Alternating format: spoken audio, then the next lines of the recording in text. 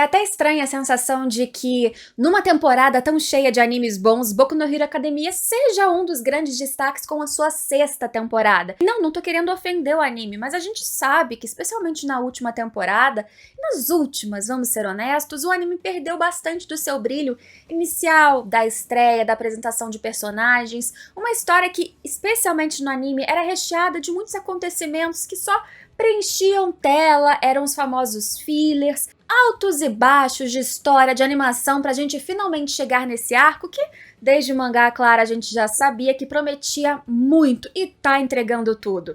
Vem comigo mais uma vez comentar sobre o saldo geral até agora de Boku no Hero Academia, sexta temporada, aqui neste vídeo. Oi, eu sou a Gabi Xavier e voltei para comentar a sexta temporada de Boku no Hero Academia, dessa vez até o sétimo episódio da sexta temporada, ou episódio 120. A gente combinou, então o combinado continua. Se vocês quiserem que eu volte mais vezes para comentar, é só pedirem aqui embaixo, deixe o comentário, coloquem Plus Ultra ou comentem o que vocês quiserem, principalmente o que vocês estão achando da temporada, pra gente conversar e pra eu saber que eu posso voltar daqui a pouco de novo. Até o sétimo episódio, eu queria destacar alguns pontos com vocês. É um vídeo de comentários gerais, com spoilers apenas até o episódio 120, mas eu queria falar do crescimento de Shigaraki, não apenas em força, do despertar, mas como ele ultrapassou agora finalmente All for One, principalmente psicologicamente. Ele deixou para trás as ordens, o seguir, aquele ego, aquela coisa que ficava dentro dele, do que ele precisava fazer segundo o plano do seu mestre, mas agora ele renascendo como o líder de todo o mal, ele, não mais All for One,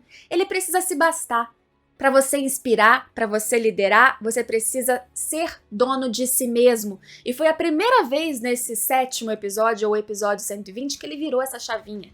Que ele falou, sai da minha cabeça, te respeito, sou grato, mas superei meus traumas, deixei meu passado para trás, da minha família, e agora eu tenho certeza do que eu quero. A gente viu essa transição acontecendo, dele despertando, vivenciando ali um pouco do que seria à sua frente, o que ele aprendeu com All for One, e atrás sua irmã, sua mãe, seu trauma com seu pai, sua avó que ele nunca conheceu pessoalmente, mas que ideologicamente desejaria que ele seguisse outro caminho, e ele deixou isso. Ele escolheu destruir essa percepção de família para seguir e ser quem ele abraçou, o vilão. E é isso que ele é, puro e simples. Em todas as outras temporadas de Boku no Hero, a gente viu, especialmente quando ele surgiu, um personagem, um vilãozinho, como referenciam a ele no passado o tempo todo nessa temporada, que ele era muito mais frágil, ele era muito carente, ele tinha muitas inseguranças. Aqui, ele não mostra nada disso. É claro que ele ganhar um pacote de habilidades, um upgrade, ainda assim não é apenas a capacidade física e das individualidades que encheram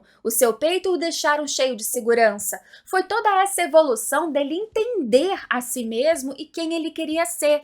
E é isso que em Boku no Hero eu acho que tá chegando num ponto no anime que isso se torna mais interessante em questão de roteiro, que é a discussão que já surgia lá atrás, mesmo com Sten, de que os vilões não são pura e simplesmente, necessariamente todos, um vilão que apenas é mau, que gosta de matar. Muitas vezes, é o que a gente viu na Liga dos Vilões desde o começo, eles são, como eu já disse, outsiders, aqueles que foram renegados, aqueles que tinham traumas, aqueles que não se encaixavam, aqueles que sentiam que a sua visão de mundo era a ideal e não podia acontecer, não era aceita, e tudo que eles queriam era capado, acabado, negado o tempo todo. A morte do Twice vem como essa mensagem, e essa diferença de ação, de perspectiva entre os vilões e agora os heróis, que tem um grande destaque, acontece o tempo todo. O Deku, que é o protagonista dessa história, por exemplo, ele só começou a ter protagonismo, mas agora no sexto, sétimo episódio, ou 119 e 120.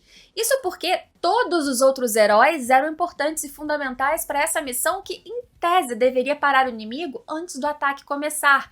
Não deu certo, porque apesar de todos os esforços, inclusive dando a própria vida, se necessário, da Miruko, por exemplo, que lutou contra vários gnomos high-end sozinha, dando tudo de si, apesar disso, ele acordou.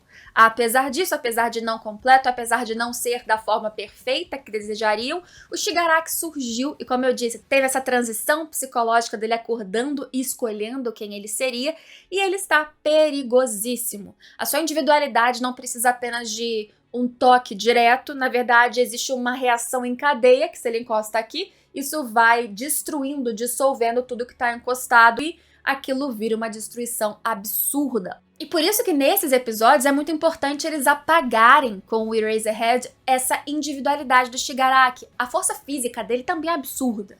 É equivalente ou parecida, não chegando a ser igual, mas parecida com o que seria o próprio All Might no seu ápice. Ele tá lutando com tudo contra o Endeavor, que também é um personagem que agora é como um herói número 1, ele teve uma evolução muito necessária. Muitas pessoas têm raiva e acreditam que não existe redenção para Endeavor, não existe redenção para Bakugou. Bakugou, o que eu acho um pouco criticável, porque ele é um adolescente. Se a gente voltar no passado, adolescentes fazem coisas bem ruins mesmo, então este garoto eu acho que é super passível de redenção, mas independente disso, Endeavor tá se colocando, ele tá se doando. A gente vê nas nuances, por exemplo, que existe até uma fala em que ele pergunta onde tá o filho. Porque ele começou a se preocupar mais, porque ele começou a ser um herói para cima de aparências, de rank, de ser melhor que esse ou aquele. Mas como eu disse, sozinho ele não basta, e por isso que esse arco ele é muito importante como um esforço coletivo.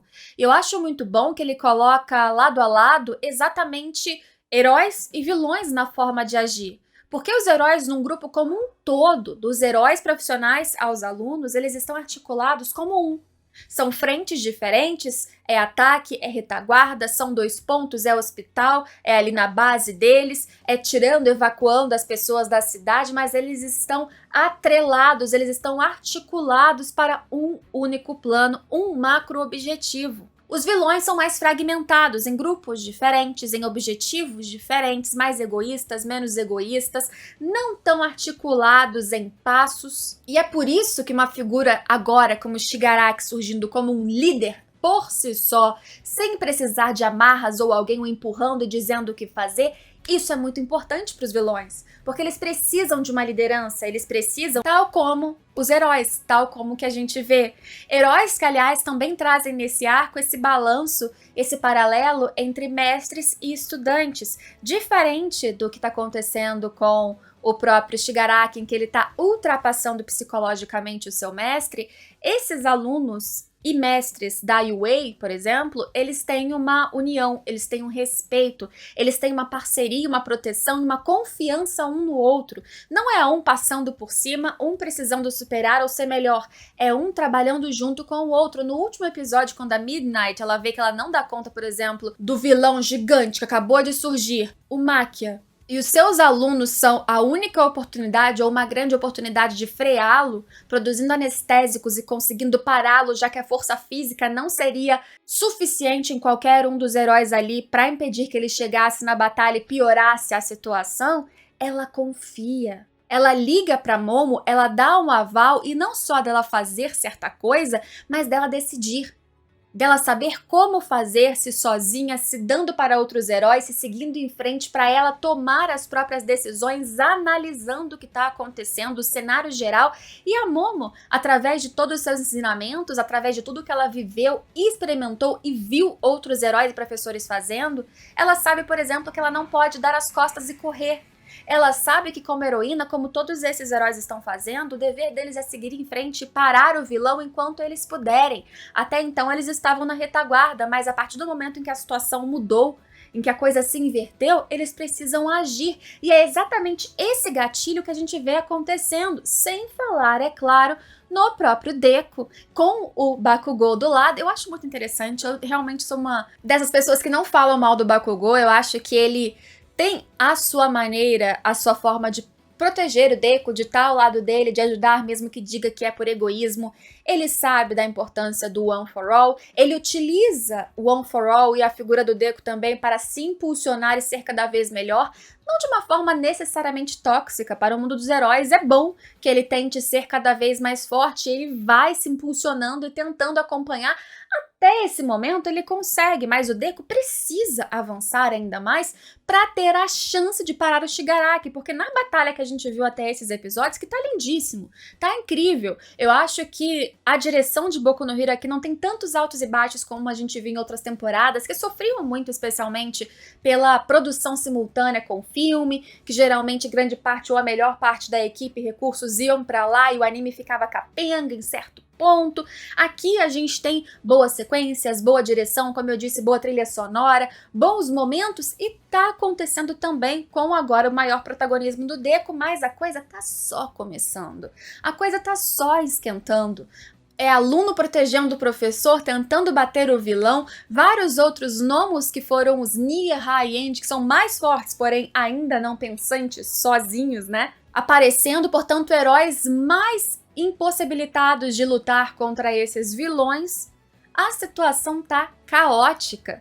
A gente tem uma crítica muito grande aí a Boku no Hero de que muitos secundários morrem, não os principais, mas isso é muito comum nesse gênero de história. E como este é um arco que ele privilegia em 7 episódios, por exemplo, sobretudo os heróis profissionais, eu acho que dói sim. Ainda que você não sofra de chorar, é uma coisa dolorida e pesada você ver vários deles morrendo no caminho, vários deles se sacrificando, inclusive, para salvar o outro. Essa é a essência de um herói. É isso que o Stan, lá atrás no anime, dizia que os heróis não faziam mais, que só existia All Might, que todos eram falsos. Aqui são os heróis se colocando, como eu já disse, no papel que eles precisariam ter por essência, porque agora ou nunca. Eu acho belíssimo o que a gente tá vendo até agora, me dá uma felicidade muito grande que 7 de 7 episódios tenham sido bons, e daqui pra frente ainda tem muita coisa melhor pra acontecer, então a perspectiva de que essa seja uma temporada do auge de Boku no Hero é gigantesca, e eu fico extremamente feliz, porque foi um anime que me surpreendeu muito no começo, e eu fui murchando ao longo do tempo, por causa das instabilidades, porque a história eu acho que em certos pontos ela se alonga muito, inclusive cronologicamente avança pouco, mesmo agora no mangá a coisa também deu uma amornada, mas esse é um arco em que mostra que Boku no Hero tem coisas muito boas a oferecer. E por isso, a minha expectativa para a história como um todo ainda permanece, mesmo que eu tenha genuinamente e sinceramente desanimado há um tempo atrás, reassistindo, quer dizer, assistindo este arco que eu já li no mangá, me dá um quentinho, me dá uma empolgação, me dá uma vontade de continuar, e eu quero saber se vocês também sentem isso aí. Acho que tudo poderia ter sido mais compacto, mas veja que o que a gente viu da dinâmica de estágios, que fez, por exemplo, Tokoyami se importar com o Hawks, diálogos de quando ele estava com ele surgindo agora, neste momento, para ele entender respeito, para ele ter sensibilidade de interpretar a necessidade de ajudar o seu mestre. Essas pequenas coisas e minúcias de momentos passados, eles vão sendo respingados na tela deste arco agora. Eu só acho que Boku no Hero, no mundo ideal, teria enxugado muita coisa pra gente chegar até aqui, mas não é como se tudo anterior fosse descartável, muito pelo contrário. Tanto é que ainda há mistérios permeando essa história em pequenas falas, como por exemplo aquela fala que a gente não ouviu do próprio Dabi dizendo, em tese, quem ele era de verdade para o próprio Hawks. E a gente ainda precisa ver quem vai sobreviver e o que vai acontecer, já que Shigaraki surgiu como o super mega vilão, pior upgrade maravilhoso ou terrível de All for One. E o contrabalanço One for All, ou o herói número 1, ou quem quer que esteja do lado de lá contra Shigaraki, aparentemente, se ele tiver a sua individualidade, ninguém seria capaz de pará-lo. Será? E Deku, tem capacidade de avançar em tempo real ainda mais se a necessidade surgir? Vão assistir, se você não sabe o que acontece no mangá ainda, vamos continuar comentando nesses vídeos sempre sem spoiler, embora eu tenha um vídeo ou outro de coisas mais à frente no mangá, eu não trago spoilers para esses comentários esporádicos do anime que eu faço com vocês, se vocês quiserem. Então, mais uma vez, se quiserem que eu volte daqui a 2, 3 ou 4 episódios, comentem aqui embaixo que eu volto pra gente conversar. E espero vocês em todos os próximos vídeos comentando outros animes da temporada, outros mangás e coisas que saem a mais aqui no canal e também em @xgabixavier, sempre nas redes sociais com conteúdos extras. Pra quem chegou até esse final e quer ou já pediu pra eu falar de Mob Psycho, vou tentar trazer amanhã, não prometo, mas vou tentar trazer amanhã. Respirem, se der certo eu trago um vídeo curtinho, pelo menos comentando até agora o que eu achei da temporada de Mob Psycho, mas fico por aqui. Se quiserem deixar mais sugestões de conteúdos pro canal, é só falarem e a gente se vê na próxima. Tchau, tchau!